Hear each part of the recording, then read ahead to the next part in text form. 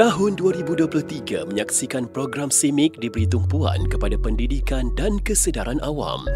Program-program di sekolah dan universiti dianjurkan bagi memperkenalkan peranan ATM sebagai pelindung rakyat serta memupuk kefahaman tentang tanggungjawab pertahanan bersama.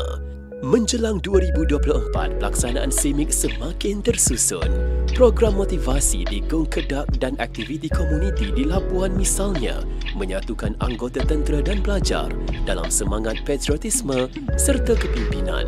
Pada tahun yang sama, Tentera Darat Malaysia turut membawa mesej WOGOS melalui sambutan Hari Ulang Tahun Tentera Darat Malaysia di Segamat Johor pada Februari 2024. Melalui pendekatan sejarah Jambatan Buluh Kasab atau Jambatan Putus TDM mendapat sambutan lebih 30,000 pengunjung. Tahun 2025, pendekatan CIMIC semakin meluas dengan pelbagai program yang dianjurkan melalui program Madani Rakyat yang mana Kementerian Pertahanan berjaya menarik lebih 200,000 pengunjung dalam tempoh 2 hari penganjuran di Merlimau Melaka.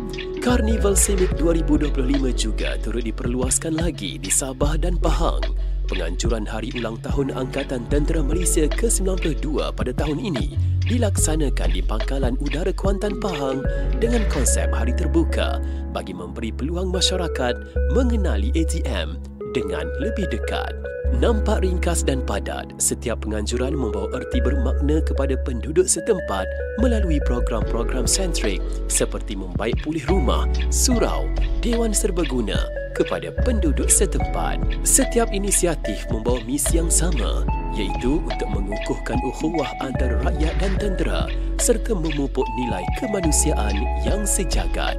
Segala inisiatif ini membuktikan bahawa CIMIC bukan sekadar operasi di lapangan tetapi tentang membina kepercayaan dan kerjasama yang erat antara rakyat dan tentera.